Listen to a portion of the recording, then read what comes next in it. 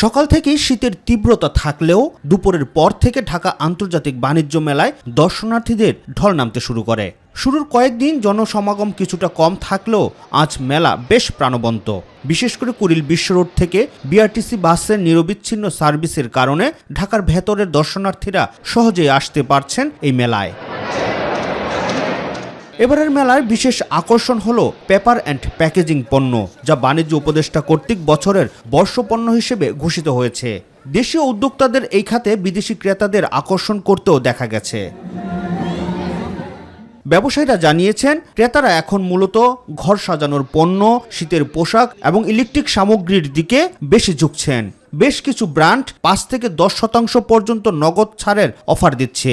আগেরবারের তুলনায় এবার বেচাকেনা খুব কম, ঠান্ডার কারণে মানুষজন বেশি একটা আসতে পারতেছে না। কাস্টমার কিছুটা কম দেখা যাচ্ছে, হয়তো ২-১ দিন পর থেকে হয় ইনশাল্লাহ আসবে। গতবারে এই সময় আমাদের খুব ভালো বেচা কিনা হতো, এবার খুব কম।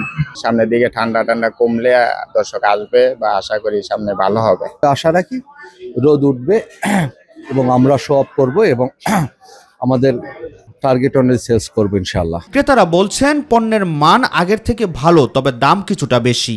মেলার অগ্রভাব অনেকই ভালো, সামনের দিকে মানুষের আরো ভিড় হবে। প্রাইস একটু কম্পারেটিভলি বেশি, বাট আই গেস কোয়ালিটি ভালো হবে। ইনডোরেই খাবারের ব্যবস্থা করা হয়েছে, তো ইটস গুড। আর সার্বিক পরিস্থিতি ওভারঅল আমার কাছে আগের তুলনায় ভালো লেগেছে। বাণিজ্য মেলার যে পরিচালনা কমিটি, তাদের দৃষ্টি আকর্ষণ করছি, আপনারা দোকানদারকে বলবেন যেন পরিবেশটা সুন্দর রাখে। রপ্তানি উন্নয়ন ব্যুরো জানায়, এবারের মেলায় ভারত, পাকিস্তান, তুরস্ক, ইরান এবং সিঙ্গাপুর সহ বেশ কয়েকটি দেশের দেশি বিদেশি সহ মোট ৩২৭টি স্টল ও প্যাভিলিয়ন অংশ নিয়েছে। পুরো জানুয়ারি মাস জুড়ে মেলা প্রতিদিন সকাল 10টা থেকে রাত 9টা পর্যন্ত এবং ছুটির দিনগুলোতে রাত 10টা পর্যন্ত খোলা থাকবে।